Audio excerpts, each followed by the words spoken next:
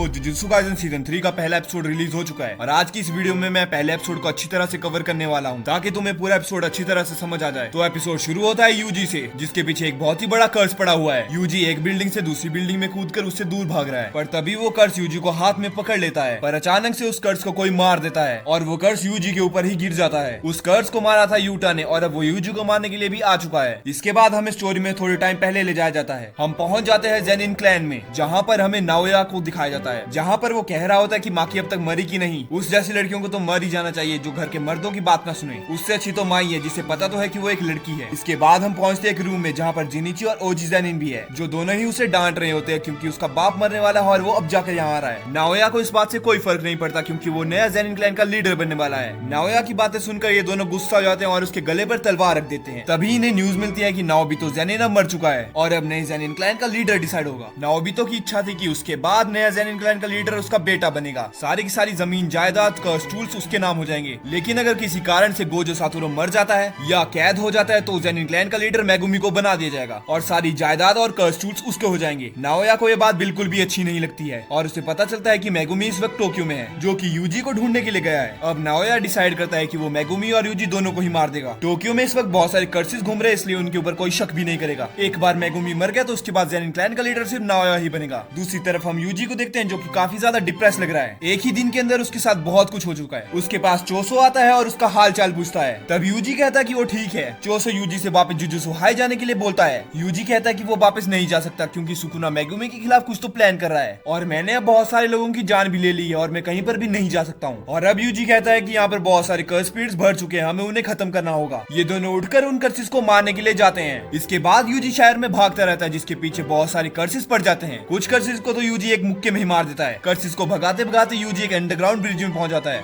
जहाँ पर चोसो पहले से उन कर्सेस का वेट कर रहा था। वो अपने पियर्सिंग ब्लड टेक्निक से एक ही शॉट में उन कर्सेस को मार देता है। एक कर्स चोसो के पीछे जाता है जिसे यूजी खत्म कर देता है। चोसो मन में ही सोचता है कि जिस टाइम यूजी उससे लड़ा था तब वो स्ट्रॉन्ग था, पर अब उसने अपनी कर्स एनर्जी को कंट्रोल करना सीख लिया है। और उसी टाइम पर वहाँ पर नाओया पहुंच जाता है, जो इन दोनों से पूछता है कि मेगुमी आखिरकार है कहाँ और तुम दोनों यहाँ से अब तक भागे क्यों नहीं हो। यूजी कंफ्यूज होकर बोलता है कि हम यहाँ से भागेंगे क्यों। तब उन्हें चोसो बताता है कि यूजी का एग्जीक्यूशन अनाउंस हो चुका है क्योंकि अब उसे बचाने के लिए गोजो तो यहाँ पर है नहीं। गोजो के डर के वजह से हायर अप्स के लोगों ने अब तक यूजी का एग्जीक्यूशन अनाउंस नहीं किया था। आगे वो बोलता है कि वो यहाँ पर मेगुमी को मारने आया था, पर अब लगे हाथ उसे भी मार देगा। तभी वो यूजी के पीछे पहुंचकर उसे मुक्का मारकर उड़ा देता है। चोसो उसे बचाने जाता है पर वो उसके भी पीछे पहुंच जाता है और स्टाइल से उसके ऊपर मुक्कों की बारिश कर देता है। नाओया इन दोनों से ही काफी ज्यादा तेज है। चोसो समझ जाता है कि ये उसकी जरूर कोई टेक्निक होगी। नाओया मन में सोचता है कि यूजी तो सुकुना का वेसल है, पर आखिरकार ये दूसरा बंदा कौन है। तभी इन सभी को यहाँ पर किसी की प्रेजेंस फील होती है। यूजी को लगता है कहीं ये गोजो तो नहीं, पर वो होता है यूटा। यूटा यहाँ पर यूजी को मारने के काम से आया है। यूटा नाम सुनते ही यूजी को रियलाइज होता है कि ये गोजो का स्टूडेंट है। नाओया यूटा को देखकर कहता है कि वो भी यहाँ पर यूजी को ही मारने आया था, पर अब वो उसके बीच में नहीं आएगा। चोसो यूजी से कहता है कि वो जल्दी से यहाँ से भाग जाए। वो यूटा गोजो के लेवल का है, अगर वो उससे लड़ेगा तो मारा जाएगा। यूजी वहाँ से भागने लगता है पर यूटा उसके पीछे जाता है। दूसरी तरफ चोसो और नाओया भी लड़ने लग जाते हैं। इसके बाद हम वही सीन देखते हैं जो एपिसोड की शुरुआत में देखा था। यूटा ने यूजी को पकड़ लिया है पर यूजी उसकी पकड़ से छूट जाता है और वो दोनों लड़ने लग जाते हैं और यूटा यूजी के ऊपर भारी पड़ने लग जाता है। यूजी के मुकाबले यूटा के पास बहुत ज्यादा कर्स एनर्जी है। यूटा बोलता है कि उसके पास गोजो से ज्यादा कर्स एनर्जी है, पर गोजो के पास 6 आइज है, जिसकी मदद से गोजो अपनी टेक्निक को इस तरह से यूज करता है कि उसकी कर्स एनर्जी कभी भी खत्म नहीं होगी। एक बार को यूटा की कर्स एनर्जी खत्म हो जाएगी लेकिन गोजो की नहीं। यूटा फिर से यूजी के ऊपर अटैक्स करने लग जाता है, पर यूजी उसके अटैक्स को समझ ही नहीं पा रहा होता है। यूजी एक चाकू से उसकी कटाना तक को तोड़ देता है, जिससे यूटा बहुत ही ज्यादा इंप्रेस हो जाता है। यूजी यूटा के ऊपर अटैक करने जा ही रहा होता है कि उसके पीछे से एक हाथ आ जाता है। वो हाथ होता है रीका का। यूजी को कुछ भी समझ नहीं आ रहा होता कि ये कर्स उसके पीछे आया कैसे। रीका ने उसे उस तरीके से पकड़ा था कि वो हिल भी नहीं पा रहा था। यूटा अपनी टूटी हुई तलवार से उसके सीने में वार कर देता है, जिससे कि यूजी मर जाता है और ये एपिसोड भी यहीं पर खत्म हो जाता है। अगर तुम लोग चाहते हो कि मैं इसका अगला पार्ट भी बनाऊं तो वीडियो को लाइक और चैनल को सब्सक्राइब कर देना। मैं तुमसे मिलता हूँ अगली वीडियो में, तब तक के लिए बाय।